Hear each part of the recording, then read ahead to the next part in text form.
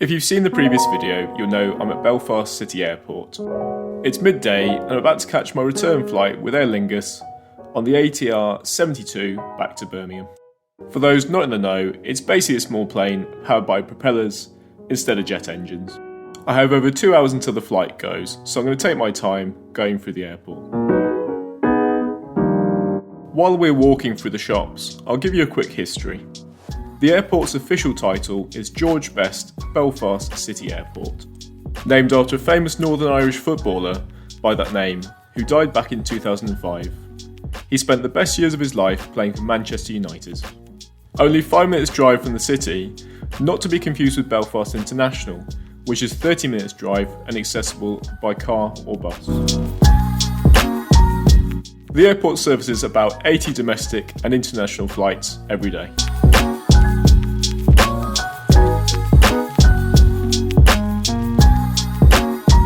For an airport this size, there is a good, but small, selection of places to eat whilst you wait for your flight. There's plenty of standard airport seating you'd expect to find at any airport, including some good places to watch planes landing. This was taken next to the doors which allow you down to the departure area.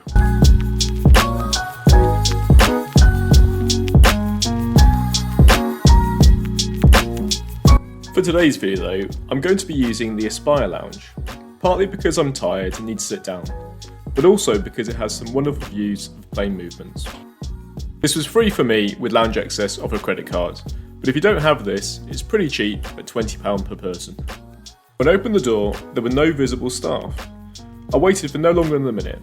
Clearly, they were busy preparing things in the kitchen. I was suddenly aware that I was the only person in the lounge. Yeah. For £20, I think this is a really good selection of snacks. Being in the morning service, there were cereal boxes, pastries, mixed cereal, and fruit. Behind this, there's a self-service drinks area, with various juices, alcohols, and even whiskey. And if you've been watching other videos, you know at this point I had to have a tea, milk, and sugar. Armed with the tea, off I went in search of somewhere to sit. For those who've been to a regional British Airways lounge, you may be scratching your head and wondering why this looks so familiar. I could be wrong, but I suspect this belonged to BA previously.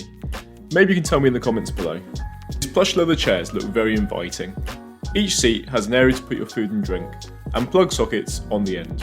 The most comfortable, but I've decided to nest myself over here on the high stools. It looks directly out onto the runway, and there are both UK plugs and USB sockets. Not really eaten much today, so we'll go back over and wouldn't you know it, I found more food options. In a tiny refrigerated unit are these beautifully presented cherry yogurts, and I discovered these sausage brioche rolls. Yum! I'm topping this off with orange juice, or OJ to our American followers. The only thing left to do now was stare at the window, wait for my phone to charge, and watch the planes move, land, and take off. Speaking of which, later in the month we're flying to Glasgow with Flybe.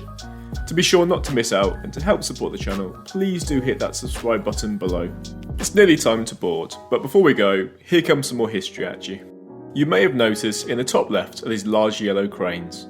Named after biblical figures, Samson and Goliath are a symbol of Belfast.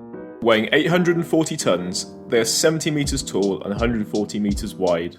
Unfortunately, in the years after the cranes were constructed, the workforce declined. The last ship to be launched here was in 2003. They still hold strong cultural ties to the people and Belfast. Sadly, it's time to go to the gate, or so I thought. We've been delayed by 20 minutes. I used the time wisely, staring at the window and walking up and down the airport many times. To get to the gate, you walk through these doors, across the landing, down the stairs to a long hallway. It's very easy, so there's no excuses for missing your flight.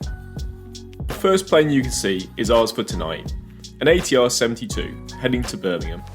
It was really fun on the way over, so I can't wait to get back on board. Sorry, I got distracted looking out the window.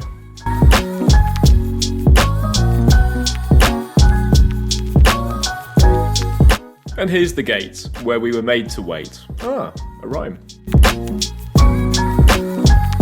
And here we are again, getting back on board this magical plane with those wonderful propellers. Does anyone else think these little steps make you feel like a celebrity getting onto a private plane? Maybe it's just me. I won't do a full review of this journey, but if you want to see this, you can check our channel for the outbound flight from Birmingham. You may have noticed on the outbound journey I was sitting on the left, and now I'm sitting on the right. You probably can't see it, but due to condensation, the windows on the right had steamed up, so I switched to good old 3A. Belfast City Airport has an interesting setup. There is no way to reach the end of the runway without first going down it. This is probably easier shown on Google Earth. Here, you make a left, before turning right, which takes you down to the end of the runway. As you can see, there's just about enough room for a plane to turn round. And here we are, spinning around. And now I have Kylie Minogue stuck in my head.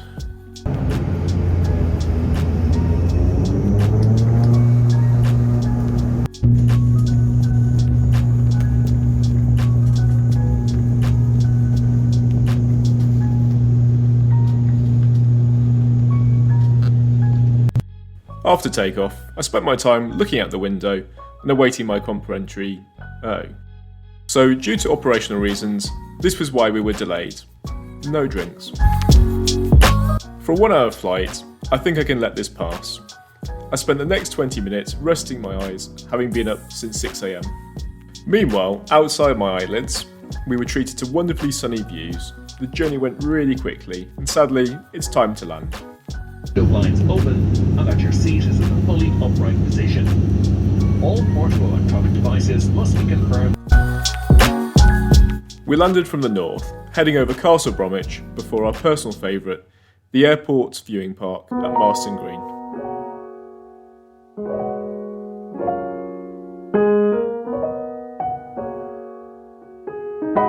So as I disembarked the plane, how was it?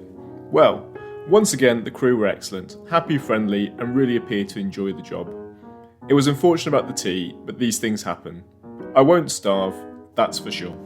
This little plane is such a delight to fly on, but as I've said in the previous video, it's not the best if you aren't a good flyer. If you get the chance though, please give it a go. These propeller planes are so much fun. As always, if you've enjoyed the video, please help us by liking the video and subscribing. It really does make a big difference. So, until next time, this is Alex heading home for a nap.